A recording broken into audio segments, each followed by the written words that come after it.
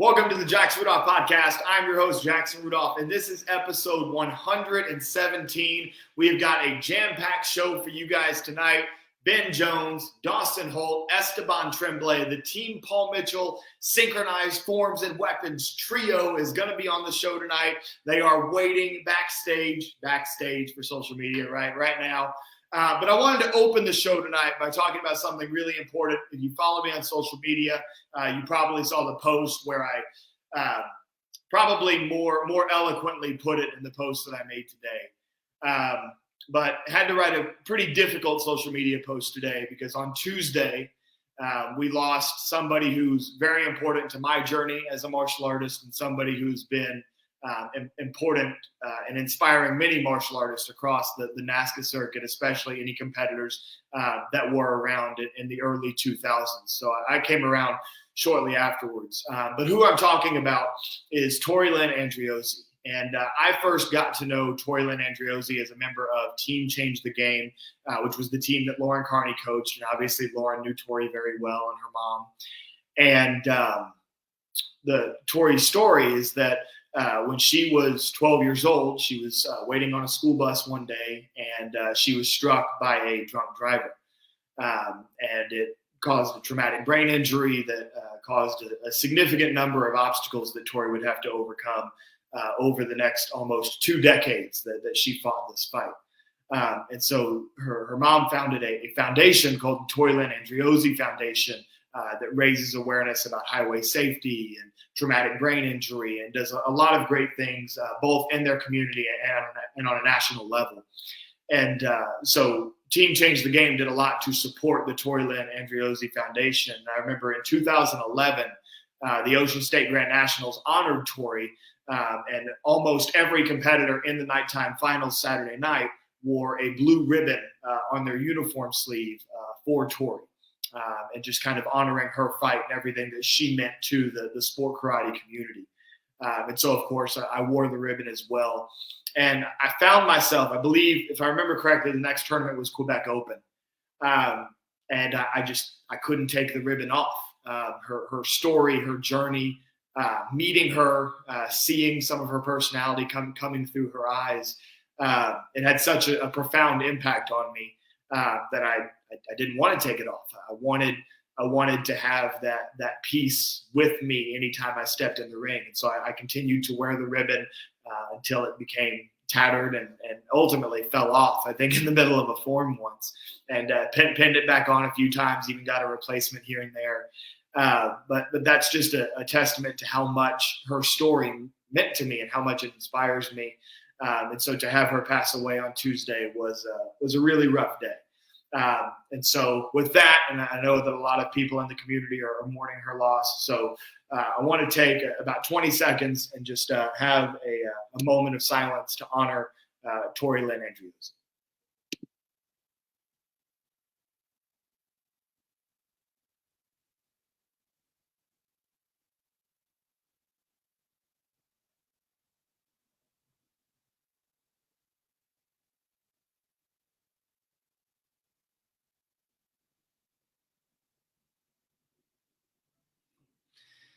And with that, thank you for appreciating that moment of silence with me. And with that, we'll get on to the rest of the show. Like I said, I feel like I speak more eloquently about it in the post that I wrote because I really took the time to make sure that I shared what was on my heart about it and tried to keep telling her story, because I think that's the most important thing when something like this happens. Is the best way to show respect to that person and show their family how much they meant is to keep telling the story and keep letting people know how much they inspired others. But with that, we'll go ahead and we will move to the rest of the show. And as I said, we've got 3 very special guests on the show tonight, so I'll go ahead and throw the banner up for them. We've got Dawson Holt, Ben Jones, and Esteban Tremblay will be coming very soon. He was finishing up a long night of teaching private lessons up in Canada tonight, so he's going to be joining us just as quickly as he can. But for right now, we've got the truth, Ben Jones, and we've got Mr. Clean himself, Dawson Holt. And first and foremost, guys, welcome to the show. I'll give you guys both a little bit of an opportunity to introduce yourselves individually, and then we'll talk some shop. So, Ben, let's start with you. Just kind of introduce yourself to our audience. Yeah, so as Jackson said, my name is Ben the Truth Jones. My nickname actually given to me by Jackson. Not everybody knows that. But yep, he's a great nickname giver. So that's what I go by. My mom first, by the way. I think my mom came up with it, and then I popularized it. Definitely. Okay, gotcha. So yeah, I am 18 years old. I've been competing for about probably like 8 years now. Been doing karate since I was like 5, so about 13 years total. And yeah, member of Team Paul Mitchell as of this year, and going into the adult division next year, looking to hopefully make some moves out there within the next year on NASCA. Love it. And Mr. Clean, what about you, my man? Yeah, so great intro, by the way. So my name is Dawson Holt.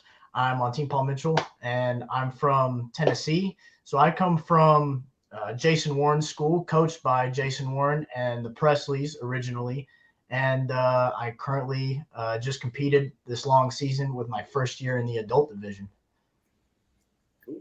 Awesome. Well, thank you guys for the introduction. And now my mom's jumping in the comments saying that it was my idea. I guess I just forgot. And my mom loved it. And so my mom started yelling it all the time. And then that's when I started putting it in Black Belt Magazine articles. But anyway, I did. Mr. Clean definitely didn't come from me. I heard Mr. Clean, and then I kept using Mr. Clean. But anyway. I have no idea where it came from, to be honest. I don't even know. Well, one of the cool things about the Mr. Clean story is that it was originally Marcel Jones's nickname, right? Like they used to call Jones Mr. Clean, and obviously you train with Marcel's son. And I want to take a moment while we're talking about origins and where you guys have came from.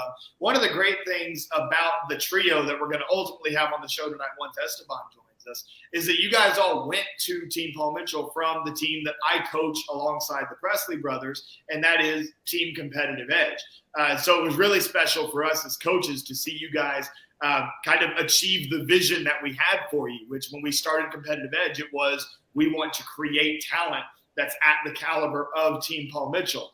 And that's the perfect segue to say, which by the way, I think that some of you guys might wind up being there too, but we've got the Competitive Edge Winter Camp coming up right between Christmas and New Year's. I'm going to go ahead and drop the link down in the chat so you guys can check out that My Juventex registration link. The boys are back, so it's going to be myself, Reed, and Cole Presley coming back. And then, of course, Jake's going to join us as well, coaching the Competitive Edge Winter Camp.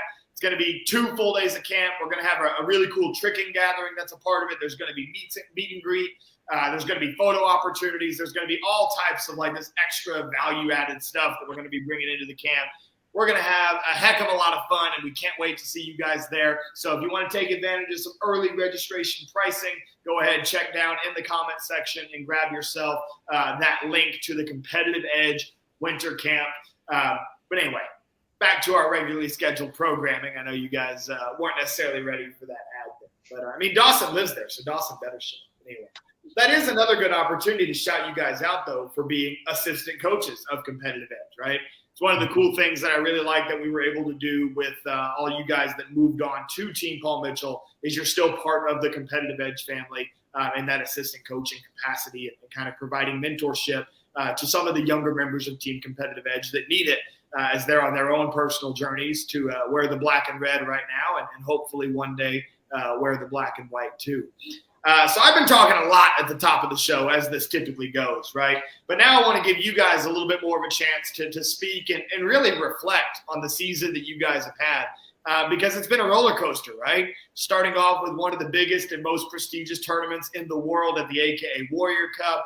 Then all of a sudden, a few months later, you get put on Paul Mitchell at the Paul Mitchell home tournament. So that's a big deal. Then you've got U.S. Open, Diamonds, so many storylines all throughout, so many ups and downs for every competitor over the course of the season. So, Ben, we'll go to you first. Just any thoughts and reflections on the 2022 tournament season, knowing that it's not over yet. We've still got the Pan American Internationals, the Toronto International Tournament of Champions. So there's still some events on the World Tour. But as it's winding down, what are some of your reflections from 2022? Yeah, like you said, it's definitely been a crazy year. A lot has happened. I was kind of thinking about, even though, like you said, the season's not over, thinking about maybe doing some kind of post, just going over the whole year. And as I was just thinking about making a post, I was like, a lot has happened this year. So, like you said, starting in Chicago at the AKA Warrior Cup, I had a good tournament there. Just individually and within the team, obviously still on competitive edge. So like Dawson has said a couple times, I did sync forms with him. And then I also did sync weapons with Esteban, which apparently he didn't know was happening. So we'll probably get into that later. But anyway, so there's Esteban. Yo, what's up? Right now, Esteban, we're just reflecting on 2022. So we got Ben going right now, then we're going to go to Dawson, then we'll hit you. Good, perfect. Yeah, so started off the year, first tournament, winning both the syncs. So sync forms with Dawson, sync weapons with Esteban down there. And, that brought up questions, and we were like, well, usually they put forms and weapons against each other. Now I'm in both teams. I don't know what's going to happen. So I ended up just going against myself with a different partner twice. So that ended up being really fun. Outside of that, I had a good individual turnout. Had a good form at the grand stage in the night show. Had a little bobble, I think took me out of it. So, wish I could have capitalized on that opportunity there at the Warrior Cup, but things happened. So then as the year went on, I had a good showing pretty much every tournament I went to. I think we had competes after that. And then next thing that happened was getting on Paul Mitchell. I was down at a school just checking it out, doing some training and shadowing and whatnot, and then got the call there. And then after that, probably about a month later or so, we had Ocean Stage, which is a crazy experience, being at the Paul Mitchell home tournament, now on Paul Mitchell for the first tournament of our careers. It was quite the experience. So, and then we all had a good showing there. And then as the year, continued to go on, had great success in sync with both of these guys, good individual success, got a couple good wins overall throughout the year. So I feel really good about everything I did. Obviously, there's more things that I wish I could have capitalized on and maybe took a couple different awards back. But overall, I'm very pleased with this year and competition-wise, even with Pan Am's next weekend. So we'll see how that goes. And then, it's been great. And I love how relatable that is for any competitor, right? Is that you can be at the top of your game competing against the best in the world, making it to the finals, winning synchronized titles, and still you get to the end of the season, and I know I felt this way too, is you reflect on everyone you didn't get, right? You reflect on all those missed opportunities. No matter how many or how few of those opportunities there were that you missed, those are always the ones that you remember a whole lot more than the ones that you actually won, right? So I think that's super relatable, and that's something that any young competitor watching from home can understand, like, hey, even those guys feel that way, right? But anyway, Dawson, I want to get your thoughts reflecting on your season in 2022.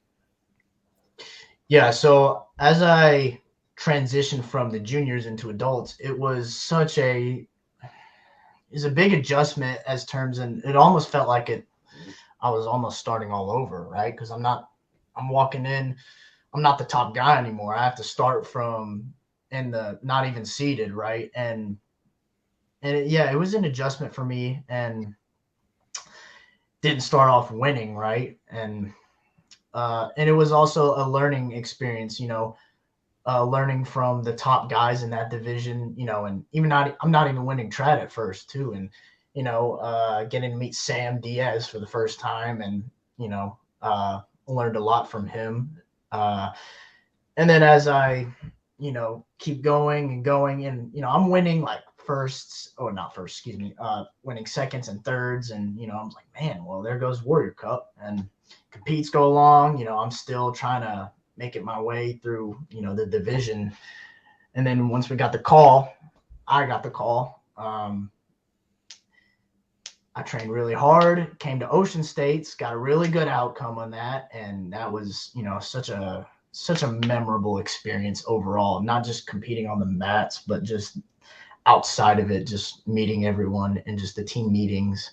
And, I ended up winning men's forms in that division. And then kind of not just me individually, but sync starting off was crazy, because I didn't even know Ben was doing sync with Esteban the day of, because I remember we're just warming up and he grabs the bow, walks on the stage. I was like, what's going on here? And they wins, and then we win. So then we're just kind of looking at each other like, what's about to happen? Like, has this ever been done before? I don't think so. Cool. And it's a pretty funny outcome. It's the funniest thing. And so yeah, and then we continued to do that throughout the year, and it's been a really good outcome. Obviously, I had a lot of goals that I didn't accomplish, and that me being, I'm always as a competitor, and just me personally, I'm always very hard on myself when it comes to just me learning things and as a martial artist. And but I took time and I reflected back on just everything that I have accomplished outside of competing, right? I got on Paul Mitchell, and yeah, it's been a pretty good year for me, but obviously there's more. I'm not satisfied. I'm not done. There's more. There's more I want to collect under my belt. Not as much as not just winning too. Just doing stuff that hasn't been done before. So yeah, I would say it's been a pretty good year, but there's more to come, and looking forward to the next year. Got to get to the storm that meets the sun. Whatever. So yeah, it's a weird saying, but that was an awful timing. But yeah. That's somebody got to put that on a plaque. The storm that meets the sun, Dawson Holt. Anyway, no, but for real, I love the theme that you hit at there, and I love the way that you put it about wanting to achieve more, but not even necessarily winning, but just doing things that other people haven't done before. And really, that's the entire idea of getting to the level of being on Team Paul Mitchell, is that, if you're wearing the black and white, all of us win, right? So it's not, winning is a given. You're expected to win, right? But how do you go above and beyond winning all the time? Well, the way that you do that is you innovate. You do something that others before you have not been able to do, have not thought to do, or have not tried to do. And so I love that sentiment that you leave that with, talking about that drive to not just achieve, but to do what hasn't been done before. I love that. And so we've gotten the perspective of Ben, last year as a junior, now moving to the adults. Dawson, his first year in the adults, just passing. So now, Esteban, you were kind of in the same shoes as Ben, right? Last season as a junior, now you're moving into the adults. Before we start talking about the future, let's talk about the past. How did you feel about 2022? Do we hear me right? Is that all good? Yeah, perfect. Well, first of all, we need to go back to 2021 at Diamonds. That was my first tournament, after the pandemic. That I saw everyone going to U.S. Open and Battle of Manila in 2021, and that was hard to watch. I wanted to compete so bad, and I was seeing everyone on stage doing what they love, and I couldn't. So when I went to Diamonds, I didn't have a lot of expectation because it was my coming back. I was like, just go for fun. Let's see how it goes. And well, in Weapon, I didn't do so great, but I tried a lot of new stuff, and what happened. But in Forms, I actually got second in both divisions under Salif. And I was like, well, Salif is going up in adult next year. So technically, in 2022, I'm going to take all the Forms division, right? So I was really looking for this division. And then we go to AKA, and I see Aiden Kennedy in my division. I was like, oh, that's a surprise. And then I was really working hard, but I was I think too confident because I didn't realize that some of those competitors could come back. And then I got second on stage for the CMX Grand. And I think that started all my big grinding and tricking lately, and in Forms in general. I never did so good in my entire junior life in Forms. I always won once in a while in the CMX Forms, but not as often as I did this year. And I think the reason why is because of AKA. I got so motivated. I thought I could win, and then I got second, and that made me push so hard to try to be the best CMX Forms competitor in junior that year. So I think that's the reason why I grind so much this division. So yeah, 2022 was really focused on CMX forms. Not that I didn't work as much as with weapon though, but just saying that normally I worked a lot with weapon and less with forms because my priority was with weapon. And when I saw the opportunity to win both, well, I start training both equally, and I think I can see the result. Like at Ocean States, I won the both overalls when we got into Paul Mitchell, and then I really started realize like, okay, this is my year. Let's grind. Let's try to keep the streak going. And from Ocean State to Atlanta, I got both of the overall back to back. Then at the US Open, Ben got one of mine in weapon, but I felt pretty strong, and I like the way it went this year because I know this next year we're going in adult, and I feel like I'm pretty confident to go up in the next division because I had a pretty good year this year. I love that. And one thing that everybody tuning in, I want you to recognize about what all three of these very high achieving athletes are saying is one of their greatest motivating factors is failure, right? When something doesn't go the way they want it to go, and a lot of people wouldn't even consider second place in the finals to be a failure. That's a win for 98% of the population, right? To be the runner up at a big NASCAR tournament in the overall grand championship or in a big divisional grand championship.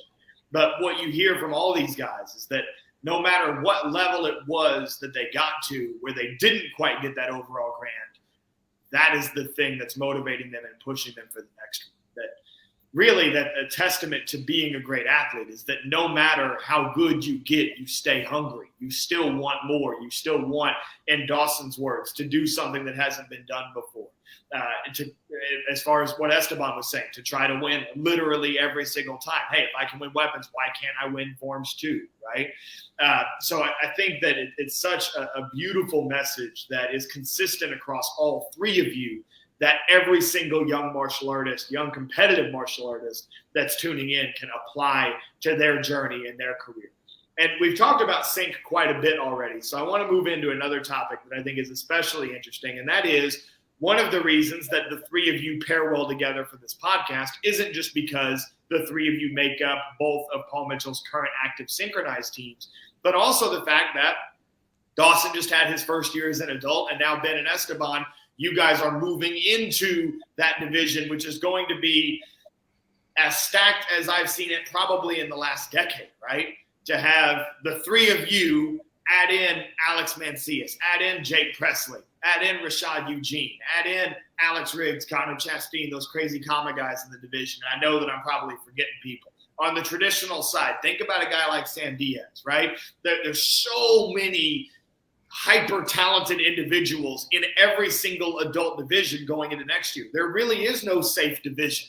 There is no like, oh, yeah, non-bladed weapons, I'll be able to lock that one up because there's somebody else really good in non-bladed weapons or whatever the case may be, right? So as you guys are entering such a deep division, or Dawson, as you're inheriting a deeper division, I just want to give – we've been talking about the past. Now let's talk about the future.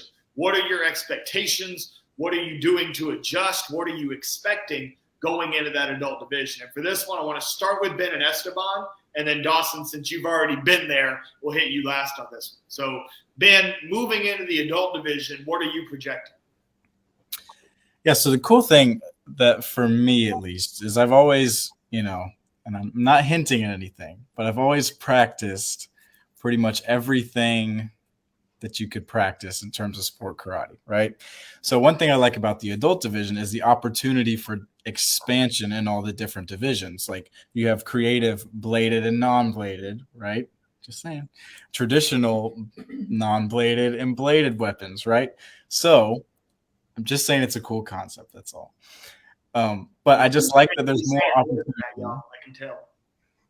All I'm saying is I like the opportunity as, we kind of move up. I think that would be a cool thing to see for the juniors to have as well.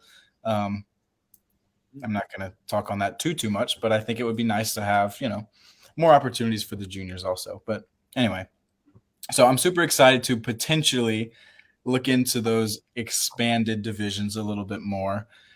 So that's something I'm excited about. And then, like you said, it's such a stacked division. It's going to be just really entertaining to be not only a competitor of the division, but to watch it on the side. Just one person after the next killing it every single time. It's like, well, I guess I'm going to just have to throw everything and hope I have a chance at winning. So that's going to be very entertaining for the crowd to watch, for us as competitors to watch, for other younger competitors hopefully to watch as well. And yeah, I mean, I think me and Dawson were kind of talking about it at Diamonds. Like, this division was so stacked when we were young, and we were watching like Jackson with the Presleys and like Tyler, and everybody was in there, and it was such an entertaining division to watch.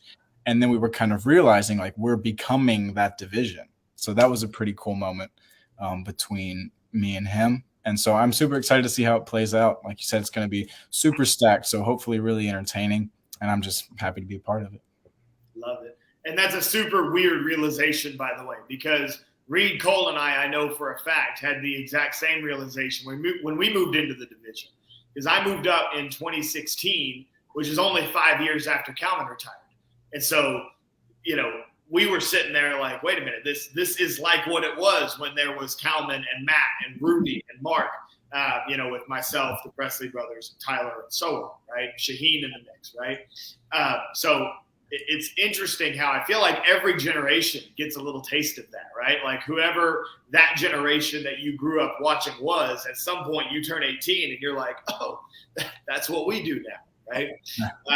And now all the comments are going to be about, is Ben going to do commas or sword next year? We may never know, or at least we might not know till January. But anyway. I see Dawson biting his tongue. He's thinking it better be commas. No, I'm just kidding. All right. Probably do another sync and not tell me, Well, hey, maybe y'all just do sync sword now, and he'll just ditch Esteban. Yeah, there you go. Anyway, so now Esteban, I want to move to you. Same shoes as Ben, moving up into the adult division. Ben talked about the opportunity to do some other divisions. What are you looking at as you move into the adults? Well, like you said, the division's going to be stacked. So there's going to be a lot of great competitor, and I feel it's going to be really, really hard to get on stage next year. And I feel like the things that going to get you to win, it's your creativity, I can say that word, creativity, and the more unique you are, the more likely you're going to win. I feel that's all I'm going to try to go next year. Going to bring some new stuff. Going to try to bring a different style to my form. Not too much. I'm still Esteban, And I'm trying to really... I want AKA to be a bomb. I want people to see how hard I work before going to the adult, and I want them to see also that I've not been working since the end of Diamond. I've been working throughout the entire year of 2022. I've been working through new stuff that I didn't put in the junior division, but I know I will put into the adult division. So that's what I'm looking for. Well said. I love how everybody's laying down the gauntlet so far. Ben's talking about doing new divisions. Esteban's like, you don't even know what I'm going to do. So Dawson, as you hear this, right, because you're the guy that's made the jump already. You moved into the adult division. You moved into a deeper division than what you were in before, right? You had new obstacles that you hadn't faced before in your first year as an adult, right? And so I want you to speak a little bit to what that feels like, kind of you already having been there, but knowing that those coming up are going to make it tougher. And then also just in general, your projection for the next year. Well, with the amount of these two, or the amount of suspense that these two are leaving right now, has me wondering like what's gonna happen. Like, are they gonna go through the same thing that I went through last year, or are they just gonna go right to stage? But I think, I'm going to say the same thing what Ben was talking about. We were having that discussion of, holy cow, like we're all going to be together and it's going to be that same crazy division, like you, Jackson, Reed, and Tyler, going back to Kalman, Matt, Rudy, and it goes all the way back to the Great Triumvirate, right? It's going to be, I think we're going to have some crazy runs where, so crazy enough to where I think the most entertaining is when all of us hit our form. It leaves suspense to the crowd of like who is going to win. I have no idea, and I think that brings it more suspense and entertainment at the same time. And what was I going to say? What also makes it so entertaining is that everyone's different, right? Ben and Esteban do the same weapon, but they're completely different. Ben's all illusional with, he's doing crazy stuff. And Esteban, he's a big picture, right? Throwing the weapon up, doing a Webster, catching it behind his back. Jake Presley's over here, like, strikes like a maniac. You don't want to stand in his way. Or if you walked in the ring while he's striking, you probably won't make it. Alex Macias is a very just energetic. The coaches always tell him he's a big ball of energy. Just before he even starts his form, it's like, holy cow, he's about to do something big, and I do swords. So it's gonna be very entertaining, and we'll have some legendary runs. So I'm looking forward to it. Dawson, I love you, bro. He gave us an all-time quote about that. Ben is all illusional is the best description that I've ever heard of any competitor. Every time he finishes that form, man, the bow goes behind his body and he just walks off, I'm so glad that we're doing this podcast because I could listen to Dawson talk all day. Just let Dawson keep talking and that'll make my day. But anyway, no disrespect to my two bow guys. I love you too. But anyway, so now I've got a question that goes to all three of you because I'm intrigued, and I think whereas so far, because all three of you are so talented and so like-minded, we've heard a lot of similar themes. This one, I expect there to be some different answers, and we'll just go in order of who's on my screen. So we'll go Ben, Dawson, Esteban.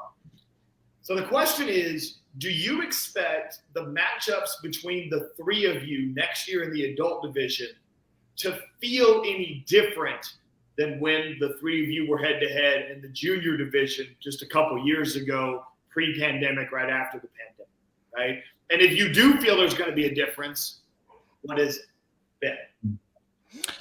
Yeah, I feel like in ways, yes and no. I feel like obviously we're the same people, but really since really 2019, because 2020 wasn't much, and then 21, like Esteban, he was off stuck in Canada. We didn't have a full season pretty much from 2019 to this year.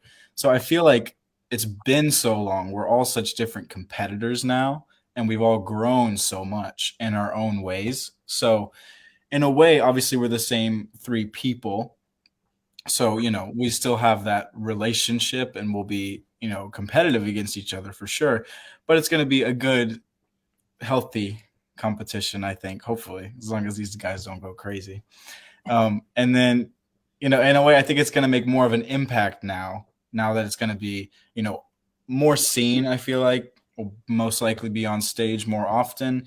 So the stuff we've all been doing too, especially all throughout the last year, we all have our own style, like Dawson said. We do the same weapon, but we have different vibes. I guess I'm all illusional, right?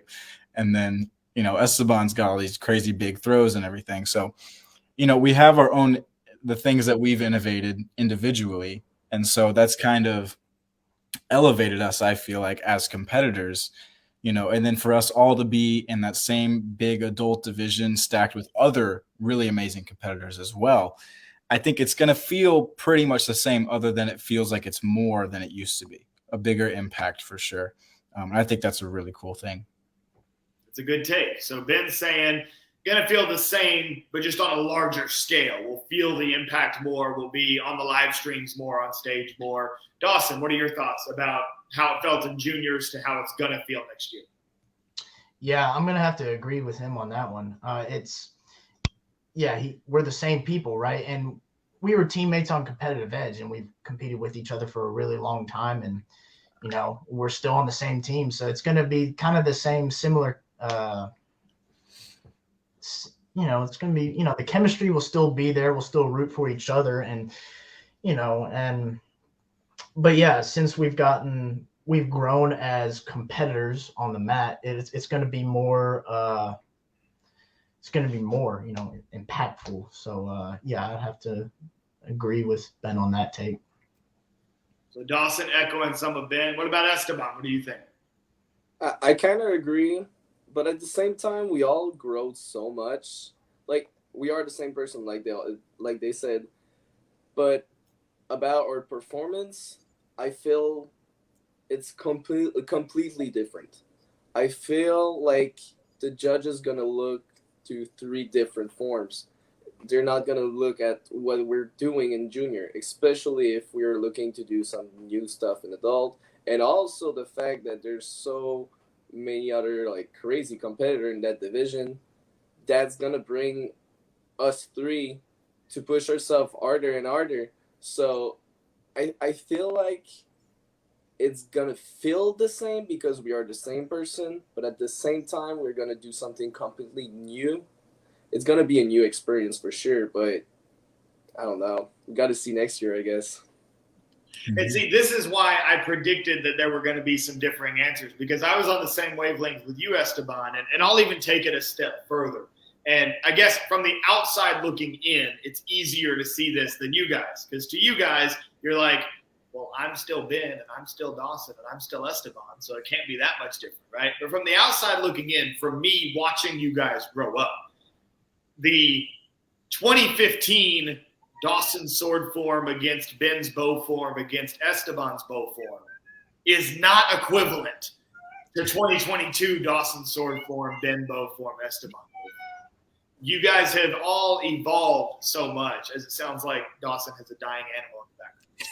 It's my cat.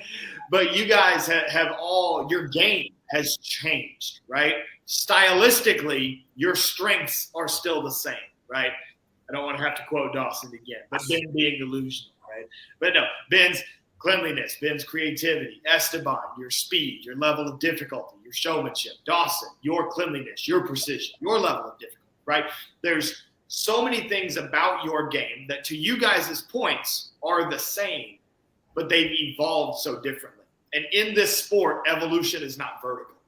Evolution is diagonal and in a multitude of different directions, right?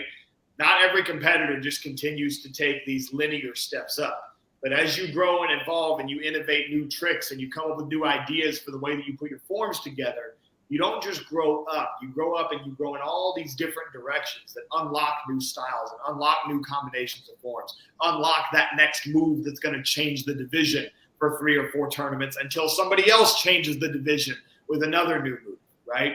And so I think that for that reason, it's going to be so different than watching you guys, to be real, before you really knew what you were, right? Because I remember being a 15-year-old competitor and thinking I was somebody, but I remember also being a 22-year-old competitor and reflecting on that 15-year-old and being like, I had no idea what I was doing, right? And so I'm so excited, and I think you guys can hear the passion in my voice as I talk about this. I'm so excited to see you guys go through that process, because I know that this next year is where that process really starts to unfold and be seen by the entire community. And I'm really excited to grab my popcorn and sit back and watch it. So next thing, this is another interesting question. And if you guys have the same answer for this question, then I'm going to be disappointed in you. I expect some differences here. No, I'm only half kidding. But we've talked about like these great rivalries, friendly rivalries that you guys have had both in the past as juniors, now moving into the adult division. So I got to ask each of you individually, what do you feel like is the best division that you've ever been a part of? Could be just a regular division in the eliminations, could be a nighttime finals on stage, a runoff, doesn't matter what level. The single best division that you were ever a part of. We'll go opposite order this time. Esteban, best division you've ever been. That's a tough one. I would say a lot of CMX weapon grants were crazy this year. I feel like, I'm not sure actually. Can you let me think about this? this? Give me a second, we can go elsewhere. Do you have one? I don't have one. Not now. All right, we'll come back to Esteban. Esteban's going to think about it. Who's got one right now? Ben, Dawson? I've got 2. Oh, all right. Well, hey, 2 beats 1 for now. Dawson. Yeah. So we're talking about from this previous season. All time, just the best division you've ever been a part of. Oh, Now Dawson didn't have an answer. crap. I mean, I'll say 2 for this year. So I'll say the first one starting off was the first form. Both of them are CMX weapons forms. Those are my favorite division to compete in. So I would say the first one would be the first form I did at the Ocean States with the black and white on my back. I hit my form. Not only did I win, but I also won the crowd too. And that was pretty memorable. And then you can see when my mom was recording, I could see Steve Babcock in the back with his arms up like this. And, and I walked off and he came up to me. He's like, man, that's just what it's all about right there. And I hugged, we hugged, and that was pretty memorable for me. And then the second one, I'd say it'd have to be Diamond Nationals for the night show. That was a fun run. Everyone showed up, showed out, and shout out to Rashad. He killed his form, and despite the drop, he still put on a show. The crowd loved him. So I would say that one as well. Those are 2 good ones. So Dawson's got the ball rolling. My mom's doing a mail-in vote, by the way. My mom says 2021 ISKA was amazing, which I agree. That one was a killer division. All right, so Ben, you said you already had one. What you got? Yeah, I was gonna give that one an honorable mention because that was pretty crazy. I think pretty much everyone hit their forms in that division. I think so. Right. That made it tough for sure. Right. I was also going to throw another honorable mention real quick about from this year, my first form for Paul Mitchell that I hit, because I think I dropped the first division. In the second division, I hit and I won that division, and that was pretty big. So I'll kind of copy Dawson for my honorable mention there. But my main pick was going to be the 2020 AK World Cup runoffs for CMX weapons. Woo. It was, Dawson was in it, me and Dawson. I don't mean this in a negative way, Esteban, but it was huge for me because I beat Esteban in the divisions, which did not happen much at the time. Okay. So that was huge for me. And so, I think I won 2 of those divisions. Mason Bumba won the other one. So we were both in it. Dawson was in it. I think Alex Mencias was in it. Probably his first tournament for Paul Mitchell, I think. So that was a cool division for sure. And I know we all hit our forms. I mean, at the time, that was the best form I had ever hit. And it was a completely new form. And I don't think there was no 2 moves that I had ever done before in a form. So that was probably the first time I felt like I was really my own competitor, and I had all this stuff in this form that was, for the most part, majority of it was everything I created, obviously with influence here and there. But yeah, and then the crowd there was crazy too. Right. It wasn't the best result for me or Dawson, I guess too, right? But yeah, but it was a very memorable division, and it was a great one. I know that one was memorable because I remember watching it. And if I remember sitting on my butt watching the division, that you have to know it was pretty good then, right? So, Esteban, Ben talked about a time that he beat you. Now you can talk about a time that you beat Ben. But anyway, so Esteban, did you come up with something? What is your best? I got something now. Well, for this year, I got to say the CMX form ISK title on stage for at the US Open against Philip and Shane. That division felt really hard to win.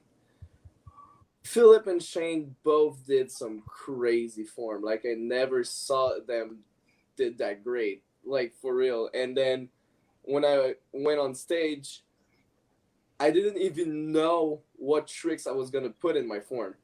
I was like, I need to bring something insane. I was working on the Webster split. I put it in my form there at the end. I did gainer switch, cork. And at the time at the US Open, that was like my limit. I could probably do more now, but at the time that was like the limit I could do in a form. And what felt so great about the form I hit in this division was also the delayed twist at the beginning. That one was massive. And like you said, Jackson, massive. And like my form felt great, and any like you could see the Shane's form and Philip forms, and they were killing it in there. So it felt amazing to win this division. And if we go back in time a little bit, in 2019, CMX Weapon Grand at AKA. That was my first year in 14 to 17. Wait, was it 2019? No, what's 2018? I don't remember. I remember the division. 18, yeah. Whatever. The first year I moved up to 14 to 17. I was the new guy in like this big division, you know. I was used to compete in 13 and under, and moving up into the division was pretty hard. I didn't know if I was able to win. And like first tournament of the year, I go into the Grand. The Grand was crazy, and I remember I was against Connor Chastain, PJ Clark, and they all did pretty well, and I ended up winning, which honestly I didn't expect. So that was a pretty good feeling. Awesome. So I love giving you guys that opportunity to brag on yourselves, talk about these big divisions that you guys have been in and won, because really, like, that is the pinnacle of what we do. Like, we live to have those moments. Especially in the juniors, it's always a runoff, right? In the adults, you get it on stage more. But in the juniors, like, we live for those moments where it's everybody that's won a division, everybody wants that spot on stage. Because oftentimes in the CMX Weapons Grand, a lot of the times, if you win that division, you're going to win the overall, right? It's rare that the traditional weapons comes out and pulls off an upset, which Ben did once this year, right? So it takes somebody really good at traditional weapons to be able to make that happen, and it doesn't happen all that often. And so it makes that CMX Weapons runoff that much more exciting, right? And so next thing that I want to pivot to is Esteban. I love that it's a good segue here because you started talking about forms, which shows some of Esteban's development as a competitor. Because if you would have asked Esteban 2 years ago about his favorite divisions, they would have all been Mo divisions, right? So the fact that now he's like thinking about forms on that level is cool. But I want to hit on a hot topic in sport karate right now, which is the creative forms rules, right? If we think all the way back to the beginning of the season, there was a lot of debate about this. There were new rules that were going to come out. And then people said, no, it's too soon before Chicago. We can't do this. And then there were people who loved the rules but thought it was too quick. And there was also people who hated the rules, right? And a lot of it all centers around how kind of wishy-washy, for lack of a better term, the rule is right now, where you're supposedly not allowed to do anything more than a 360 and you can't invert.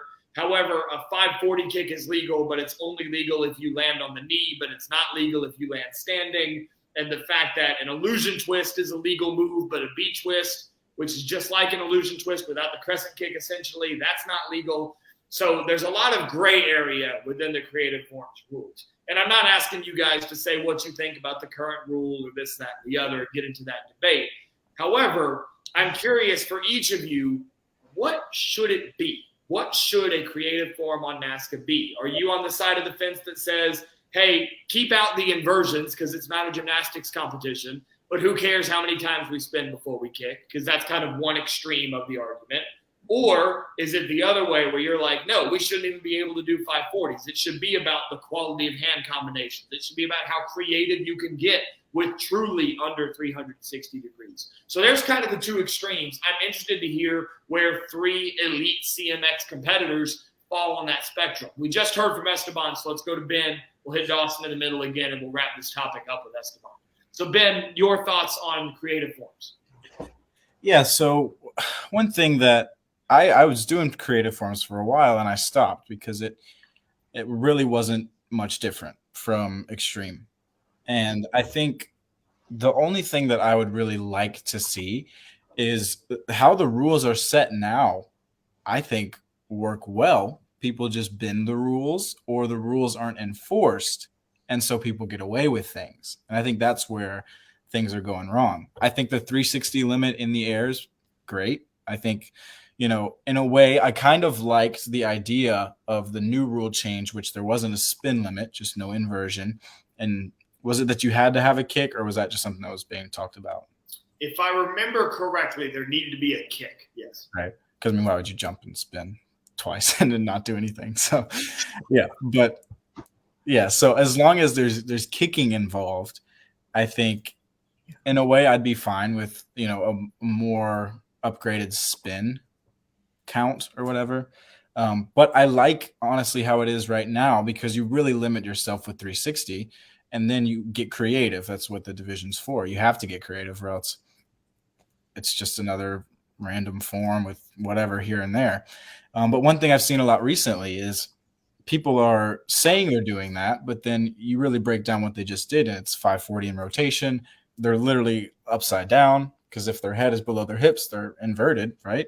So if the rule is enforced better and people, I think, paid more attention to it and maybe got called out on it more often, and I don't know the best way to approach that, I think you don't really need to change anything. That's a good take. And I think and to help inform Dawson and Esteban's responses, I think I'll interject here that one idea that I've had about that, because I've wondered that. I'm like, well, if half the problem is enforcement, what if you just make the rule cut and dry? What if, and this would require judges to learn terminology, which judges should know the terminology anyway, but what if there was simply a list of approved moves and illegal moves, right? And it just listed the names. Legal, illusion twist, any 540 kick, illegal, any 720 kick, right? Where that gets tricky is our naming conventions for tricking suck, right? Because you can do a cheat 720, which has 720 in the name, but you're not actually spinning 720 degrees in the air. You can do a backside 900, but depending on where you take off, you might only spin 360 degrees, right? Which in that case, it would be front side, but people still call it backside. I digress. So there's just another interjection there that would require probably true kick terminology, right? So that we're actually naming the kicks by the amount of rotation that they are instead of the layman's term that every tricker uses, right? And it would require judges to know the terminology, which they should probably be trained on anyway, which brings up a broader topic of judge certification. Shout out ProMac. Good job, y'all. But anyway, so Dawson, we'll go to you next. Kind of with some of those thoughts that I've interjected, where is your mind at on what you'd like to see for creative? I'll be honest. I haven't put a whole lot of thought on it because I don't compete in it. But I think, judges should understand what's going on in front of their eyes, right? And to be able to determine, well, that move was illegal. Like what Ben said, I don't really know the best way to approach that. And then, Dawson, let me help you out here because I think this is what is going to catch the attention of some promoters, right? Because promoters, they want people to register for every division. It helps them, right? And you are the archetype of somebody that would be really, really good at creative forms, right? Fantastic basics, able to do high-level kicking techniques with good technique, right? You would be somebody that people would think should win creative forms consistently. So the simple question for you is, what is it about creative forms that makes you not choose to do it? Man.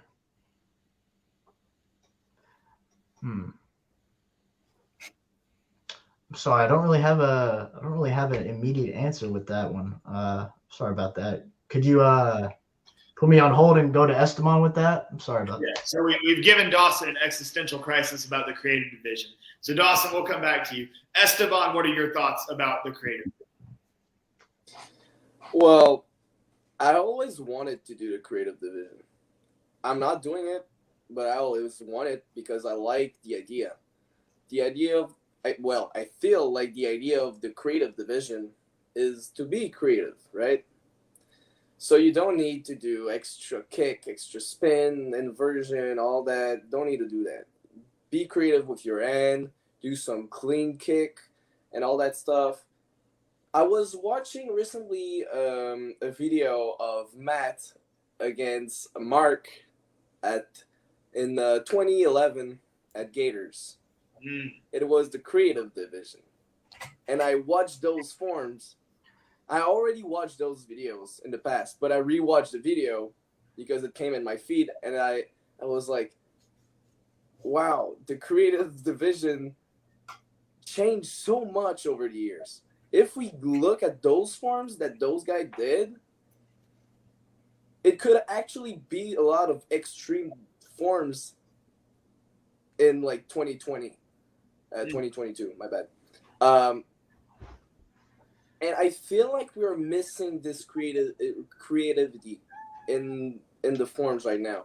I would like people to actually create an entire new form in that division to fit the rules and not try to do the max rotation they can or the max kick or be as close as you can to almost invert in the form or stuff like that. You don't need that. Like you see what Matt did in 2011. He was doing I don't even know what it is, how crazy it was, but he was doing a kick, landing on one feet, popping and doing like a kind of illusion, and that was all legal, but so creative. That was crazy to watch, and that's what I like to see about forms: something creative, something new, something unique. And I feel like all the people who are doing creative right now are not getting that expect. They're just trying to do as much rotation they can and all that stuff. Maybe the hand combo are still great, but I feel like the kicking could be better. I don't think we should change the rules or anything. We need to be more clear about them, and people know the rules, and the judges should know the rules as well. That's what I think. What a thesis. That was solid. Yeah. Round of applause for Esteban. That was a good one. All right. So Esteban, thank you for that, because I think that you explained it beautifully, and I think that that's something that all aspiring creative forms competitors should do, is go back and watch the people who were great at it.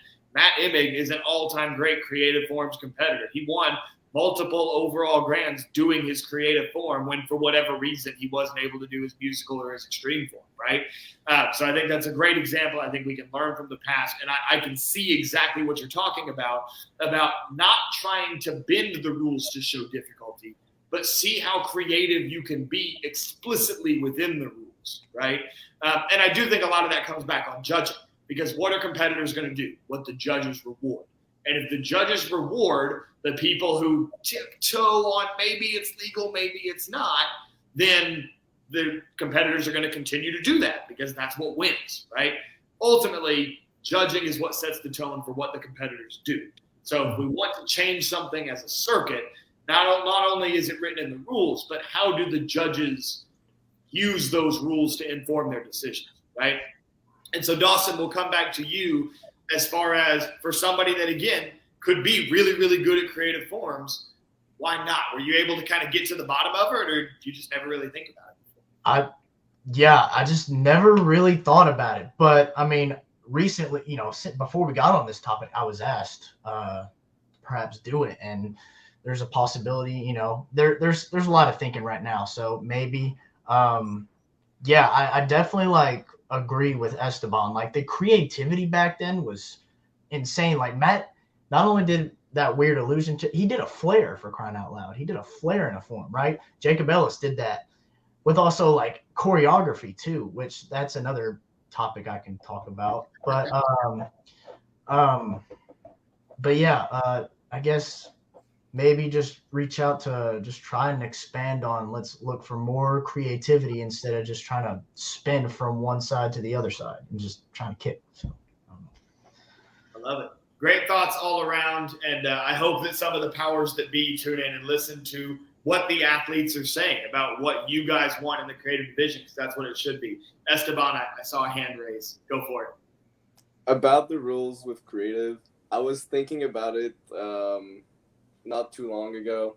I was like, technically, what is creative and what is not? I was trying to like figure out that, and I don't remember which move. I was like, okay, well, that's supposed to be legal. I didn't approve it. I was like, okay, well, if that move is legal, when I guess a shuriken cutter is legal. Like, if you think about it, you start off with one leg, you're doing only one 360 rotation, and you're landing on the side that you start with. So basically, I know it's sketchy, but there's a lot of sketchy moves that people are already doing in the division anyway. So if you're thinking about it, if the rules are staying the same, I could do a setup to whatever the setup, not a touchdown raise, but whatever, and do a shuriken cutter in the creative division. If you're thinking about that way. I was thinking about that and I was like, the rules need to be more clear. And I think that's the thing. Like, the universal thing that everybody wants is just no gray area. Don't let there be gray area. Make it very clear what is and what is not legal, so that we don't have to have these debates on a tournament day about like, well, I didn't think that was legal. I thought you rotated over 360, or I thought you inverted, or why do you think that's not more than a 360, or whatever the case may be, right? We save all of this time and disagreement and angst, really, by just making the rules more specific and not having that gray area. So again, I think that this was a great conversation. And I know we're starting to run over that 1 hour mark on the show, but I know there is one thing that if y'all were going to do the show, which, by the way, thank you guys for coming on the show on short notice. Y'all watching from home. I had an exam this week. I wasn't even thinking about the podcast. And then last night I was like, I got to do a podcast. And so I hit up these three boys, and all of them were able to come through. And so as a reward, we get to play with a new hat this time. We got the New York Jets hat. That's my team. And we lost to the Patriots last week, but we're beating the Bills this weekend. Y'all watch, okay? And it is time to play. I'll pull up the banner for y'all. Sport Karate Team Roulette. Let's go. And by the way, this game is dependent upon audience participation. So we want some comments dropping down below about who's got the best squad. And since there's going to be 4 of us playing, number 1, we got to go kind of rapid fire on it so it doesn't take forever. And number 2, keep up with your own team, because I'm not going to remember your team for you.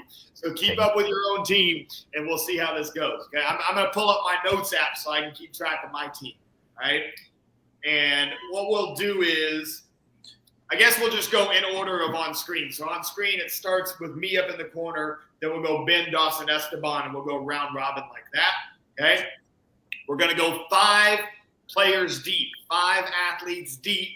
We're going to go for a CMX forms, a CMX weapons, a traditional forms, a traditional weapons, and just because this is the hat that has literally every team in there, 1 fighter. 1 fighter. So throughout this whole thing, y'all forms and weapons guys, you just got to find 1 fighter that you want on your squad. And by the way, this is regardless of gender. So you can pick anybody you want. Doesn't have to be all dudes. It can be anybody you want, okay? So I'll get us started. Let's hope I get lucky on this first one here. So we got 4 forms and weapons and a fighter.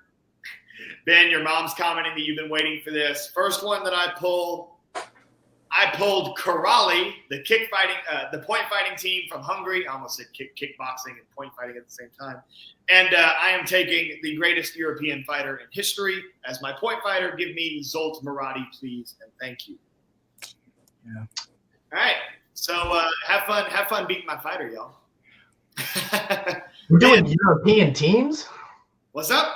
We're doing European teams? Of course. Yeah, you got to be on your toes, my guy. Wow. You're going to have to help me out with that. Yeah, your first team. Oh, you lucky dog. JPM, what you got? Yeah. Okay, this is all time, right? All time. You can take anybody. Okay. Oh, geez. It's low-key tough when you get first pick JPM. Yeah.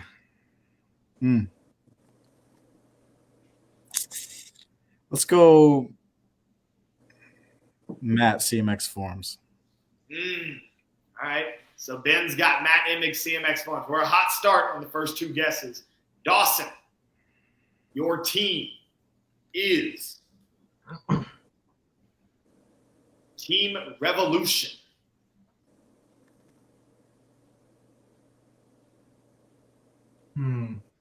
Anybody from Team Revolution?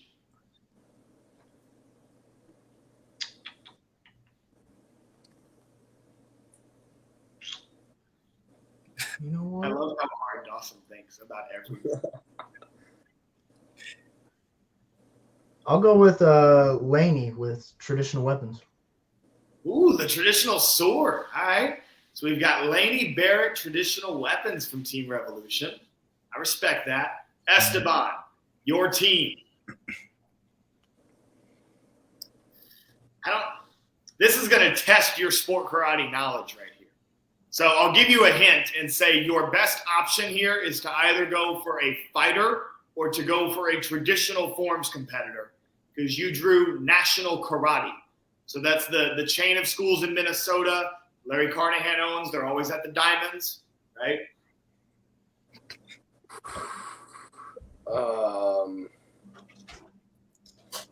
I don't think I'm gonna get this one.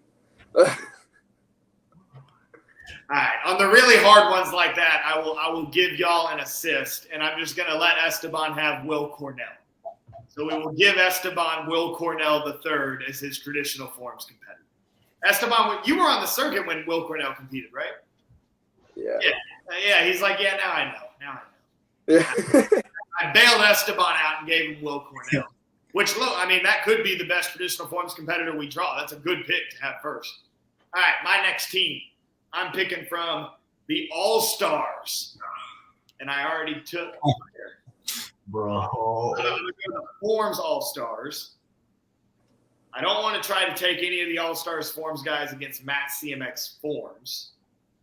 So I'm going to go for – I'm going to give the ladies some love, and I'm going to go Audrey Donahue, CMX Weapons. Audrey Donahue, Actually, I'm going to pivot. I'm going to still take Audrey Donahue. I'm going to take Audrey Donahue traditional weapons. Okay. And so now we got all ladies in the traditional weapons division. We got Laney Barrett. We got Audrey Donahue. All right. So, Ben, your next pick is – fold it. You've got Team Premier. And this includes like New Age Team Premier, but also the throwback one that was myself, Kyle, Michaela, Ricky Morris. So you get to kind of pick your era of Premier teams. Okay. They were different ownership, different coaching, that is same umbrella. Gotcha. Oh. So if I take an old school, it's them at that level, right?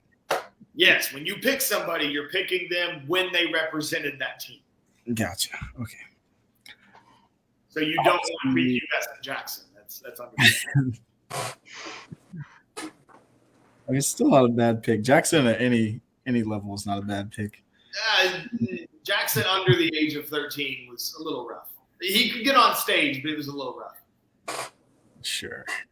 I'll do Michaela, CMX Weapons. Us. Good pick. So Michaela Johnson, CMX Weapons. Dawson, your next pick. Dawson drew JPM. Kevin Thompson fighting. Ooh, that's solid. That's two great fighters off the board. Nice. Esteban, your team. You already drew that one, and I'm not going to put you through that again. All right. Esteban drew JPM. Popular card.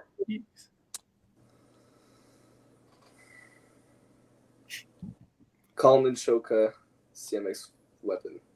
Ooh, all right. So Esteban's got Kalman CMX Weapons. Okay, so I've got my next pick. I've got Zolt for fighting. I've got Audrey Donahue traditional weapons. And my next pick is going to be Florida Sport Martial Arts Academy. And I am going to take Mark Canonizato for CMX Forms. Mark Canonizato, CMX Forms. That's my pick. He went toe-to-toe with Matt.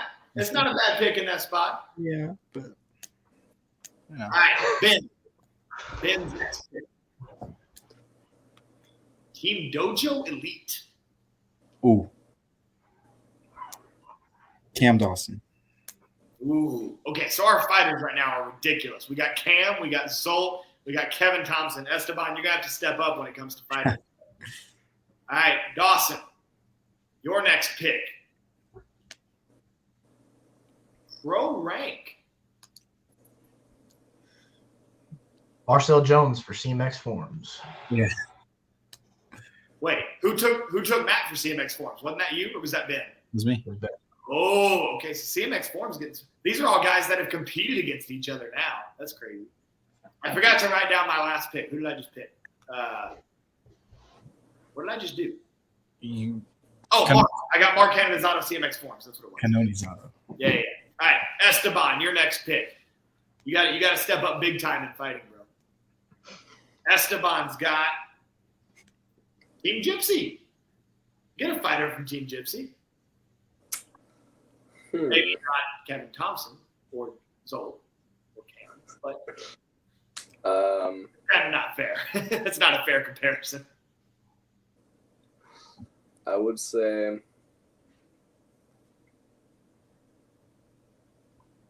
I don't know. I don't know a lot of current fighter in Team Gypsy. Hey, bro, there's an easy one. There's an easy one you can grab. He's your teammate now. But I was thinking about it, but it's him at a different age against all grown adults. That's true. I think you could probably just give up on this one, bro.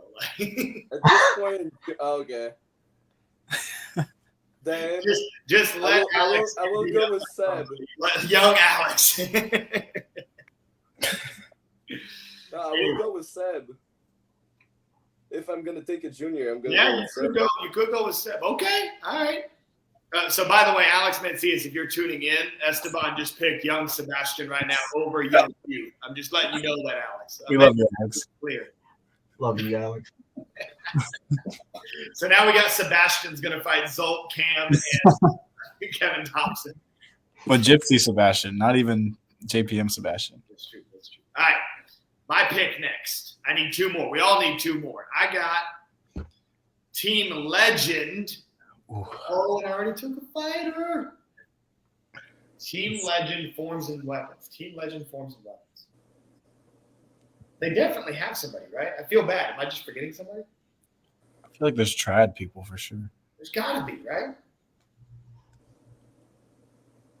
All right, out of respect for the game, I'm going to do – yeah, because I don't know anybody off the top of my head. I bet one of them does Kenpo, right? They got to. They all do Kenpo. But do they compete with that? This is tough. Yeah. My mom says we need to revamp this game a little bit. All right. So given the fact that I already took a fighter, I am going to – I told Esteban Will Cornell. I'm just going to – I saw Ben's hand. Ben says this is good. AKA. This is Ben. Okay. Team AKA, I am taking – I already have CMX Forms, which is unfortunate for me. Oh, this is easy. Traditional Forms, Gabriel Rudolph. Done. Taking it. We got it. That was an easy pick. Saved yourself there. I know, I did. That was clutch. Clutch of me, wasn't it? All right. Then, your next pick. We got 2 picks left. We're going to do speed run on this. Ooh, okay. This is testing Ben's history. Team CJB. Oh, jeez. You've already got a fighter. Yeah. You have your CMX weapons yet? Yeah, I just need trad forms and weapons. Okay, there's a trad weapons here. Was Casey on? Oh, I'm thinking a different team. There's a trad weapons bow competitor. I think I have my teams mixed up. Also, there is a trad forms competitor too. I'm pretty sure. All right, so I'll give you the choice. I'm fairly certain that Gabe Reynaga was around for the CJB era. Because I know he was on Full Circle. But anyway, so there's Gabe Reynaga. I'll give you that. And then traditional weapons, there's also Ross Levine. So you got to pick between those two. Yeah, I'll go with Ross. Well, that's So Ross Levine and traditional weapons for Ben. Dawson, next team you're picking from is. You already picked from that one. We're going to do it again. I'm trying to be fair. If I got to redraw for something, I'm going to let other people redraw. This is a team that nobody has had yet. What's up? What was it? It was Revolution again. But it took you 10 minutes to pick your last Revolution athlete. So I'm helping you out. You got Team NMAC was your next draw. A lot of solid traditionalists. Got some good double bow up there with NMAC. Yeah. Shout out to him. Okay, so Esteban has Kalman for weapons or CMX. Ben, who do you have? I have Michaela Johnson. Kayla, Jackson, who do you have for I'm CMX? going to have a CMX weapons. Okay. Because I've been holding out for somebody that can hold a stick to count. Goodness, come on. I should know a traditional forms, but I can't think of one right now. Traditional forms. Probably their most notable in recent memory is a female. Mm-hmm. Starts with an M, rhymes with Alyssa. Sure. Yeah. All right, Alyssa Bayarjan is who Dawson's taking. Good job, Dawson. Thank you. Take her. And now we're going to Esteban. And Drew Derek Bisbee was on NMAC. That's right. So you could have gone Drew Derek as well. We'll let Dawson have the choice. Dawson, do you want Melissa or do you want Drew Derek Bisbee? I feel bad because I didn't know. I forgot Drew was on, but yeah, I'm gonna go for Drew. When I think of Drew, I think of Full Circle. So I don't associate Drew with anybody but Full Circle. But anyway, Esteban, your next pick is from Team Change the Game. So that was myself, Connor Griffith, Michaela, Kyle Montagna. Then there was Casey Welch, Giselle Segura. And remember, you did the person at that time. Yeah. I need a CMX form and a trad weapon. Kyle's trad weapon was pretty dominant. Yeah, I was thinking about it.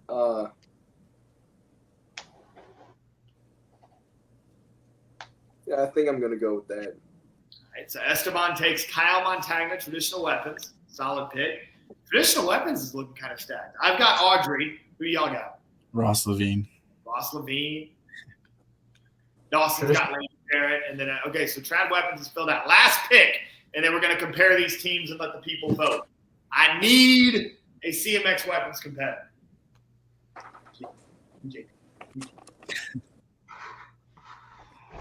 I got the All-Stars. You know what? I'm going to do it.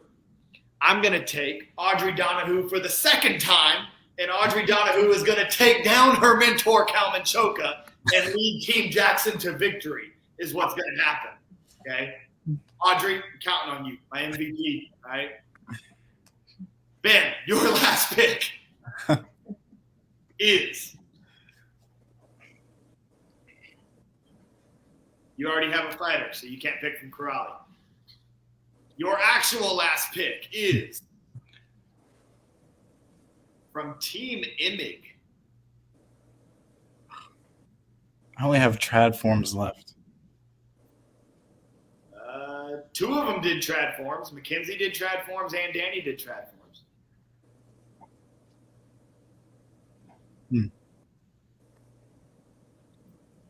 I have a feeling you never watched either of those people do traditional forms. Now, I think I've seen Danny do it, but I don't remember it. Do you know what forms they did? So I remember Mackenzie was a student of Scott Wu, so she did like a Scott Wu style form. And then Danny, I think, did Goju Shio Show for a little while. Who do y'all have for trad forms? I've got Gabrielle. I've got Drew. Will Cornell. Okay. I'll go with Danny, I guess. Shout out Danny Edkin, traditional forms. Love Danny, but yeah. Dawson, your last pick coming from Team you drew pro rank again.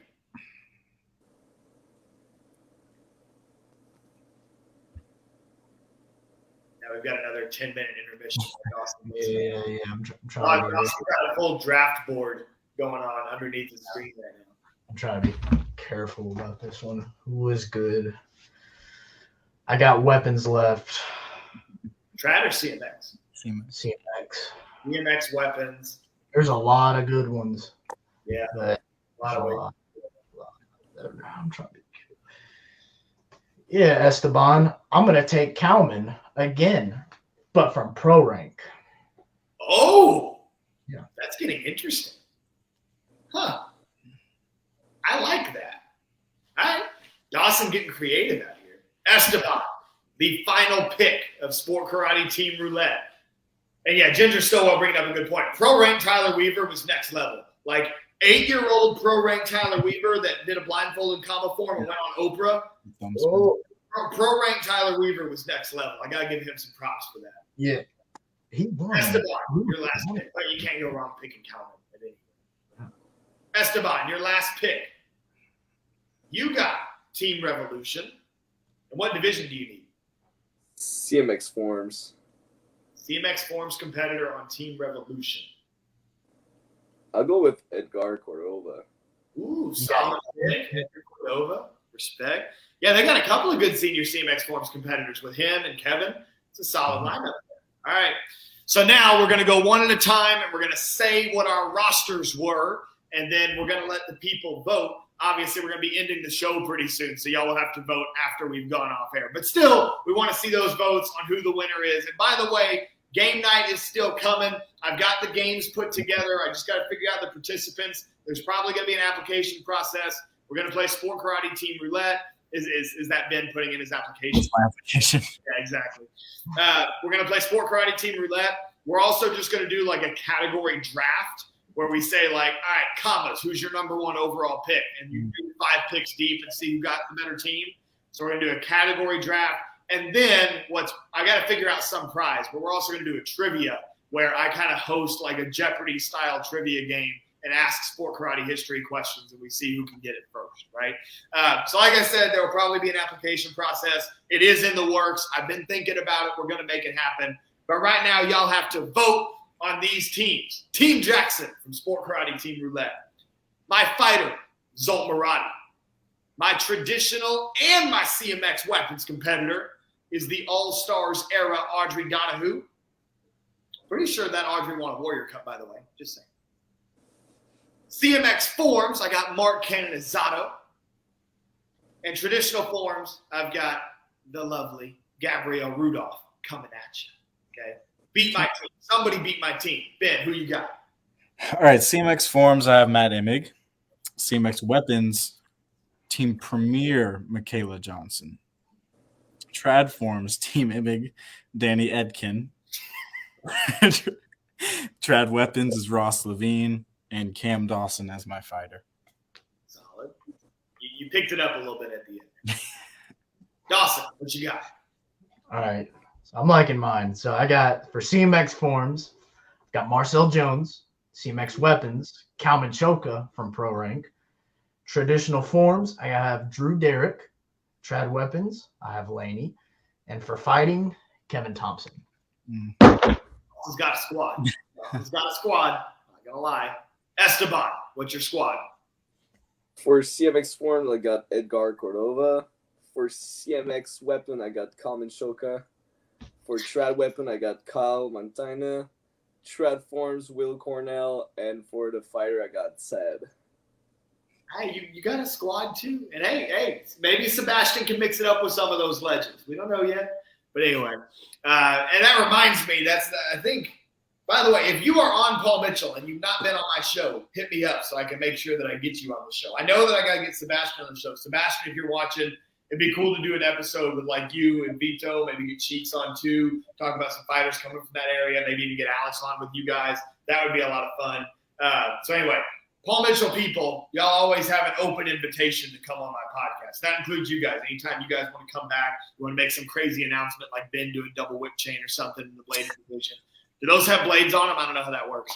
Anyway, so once again, you four, thank you guys so much for taking the time to come on the show tonight. Again, I want to make sure everybody knows this was super short notice. I literally messaged these guys at 9 o'clock last night, and they came through clutch and made it happen. So really, really, really appreciate all you guys taking the time, and I appreciate everybody tuning in, because without the viewers, this show would be nothing. And one more thank you to Black Belt Magazine and Century Martial Arts for sponsoring the Jackson Rudolph Podcast and bringing it out to you guys. I'll let you guys have any last words. If you got them, we'll go around. Ben, last words, go. Yeah, just thanks everybody for watching. Thank you, Jackson, for having us on. I had a lot of fun. Dawson. Yeah, again, thank you. And I'm looking forward to competing next year with these two goons and just seeing who's going to come up in the junior division, and just to see everyone again. Love it. Air Canada, take us home. Thank you for watching, guys. It's been a fun podcast, and you're not ready for next year. You guys are not ready. Esteban laying down the gauntlet to end the show. It's all love. It's all fun here. Once again, thank you guys so much for tuning in. This has been episode 117 of the Jackson Rudolph Podcast. I'm Jackson Rudolph. I'll see you next time.